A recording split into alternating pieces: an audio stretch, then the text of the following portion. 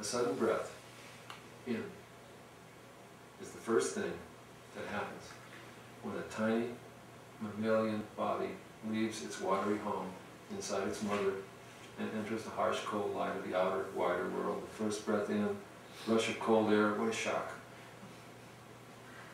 How unexpected. How unwelcome. The first breath must feel sharp, aggressive, like the world forcing us to participate, whether we want to or not, causing us to gasp, as we will continue to gasp for the rest of our lives in the face of life's relentless aggression. And we cry out, although probably nobody can remember.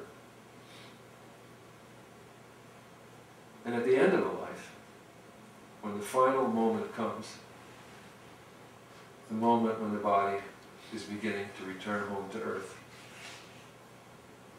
its elements seeking their original repose, the lungs let go, and there's one last exhale.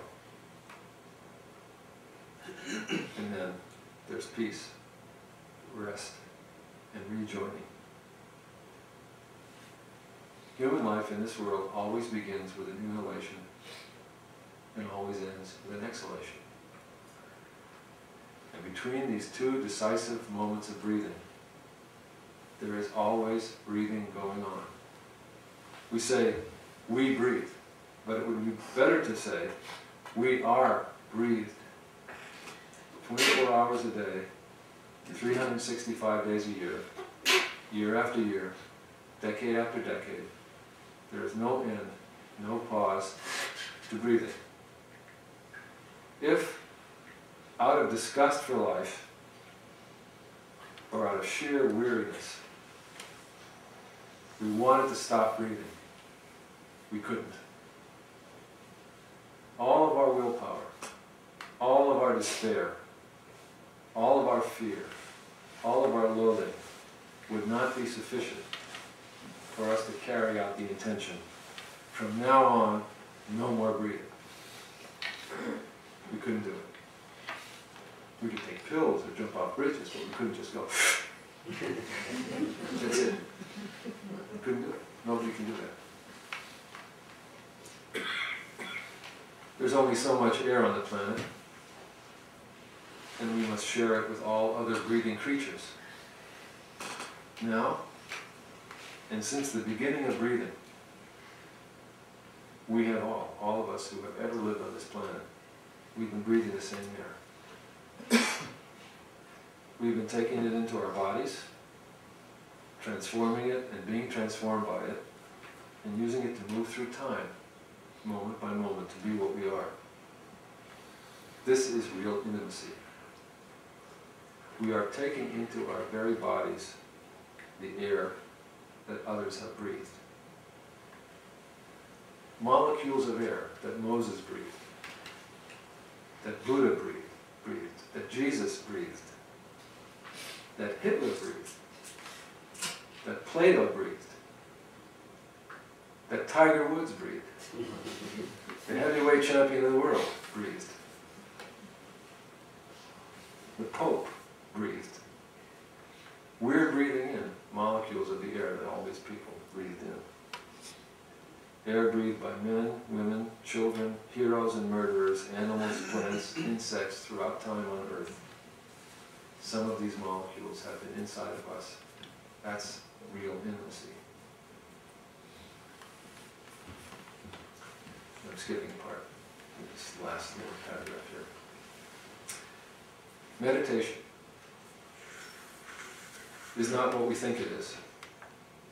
It is not peacefulness or bliss or even a technique for insight or enlightenment.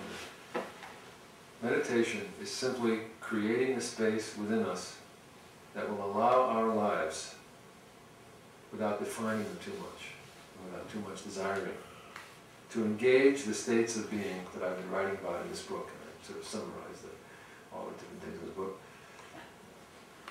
In other words, to read our lives more what it amounts to in terms of what I'm saying today, is that meditation is that which allows us to read our lives on all levels, not just the Peshat. It's meditation that opens up the space and makes that deeper reading possible. And that's the point of it.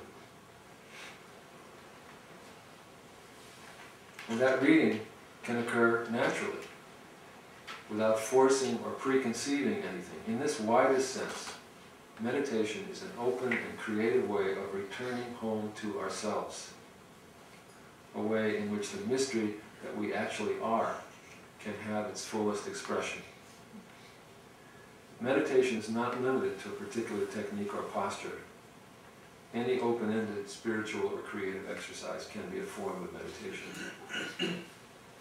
But formal sitting meditation practice, as we're doing, is a powerful way, and this is what we're finding out, right?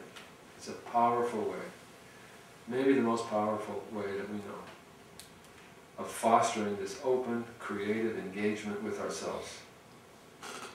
In formal sitting practice, like we've been doing here this week, we practice the journey of return in a literal way, returning awareness to the breath, to the body, to the present moment, whenever it strays away.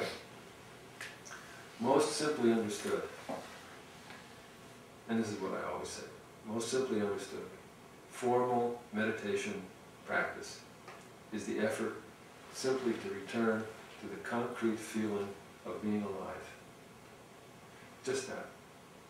A feeling that's always there, but we never notice it. We're so preoccupied with our problems and issues, we fail to notice. This is what it's like to be alive. And I've been really enjoying singing this song of David Zeller this week, which says, I'm alive. I'm alive.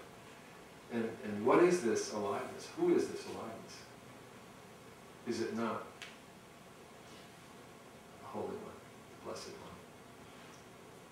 And it's interesting, the song doesn't say it is. It doesn't say it is. It says, is it? Isn't it? Is it not? So it's a question. Life is a question, not an answer. That's next time you sing that song, so I'll enjoy it even more. So this is what meditation is, just returning to the feeling of being alive. And it's radically simple. I often say, it's embarrassing that I spend my life doing something that's so simple and so simple-minded and so stupid. And this is what I do. I go around telling everybody, hey, you know what? I got a bright idea for you. Breathe. I spend my life on this. It's the most ridiculous thing. It's almost embarrassing. There's almost nothing to it. There's almost nothing to meditation. I'm an expert on meditation because there's nothing to it.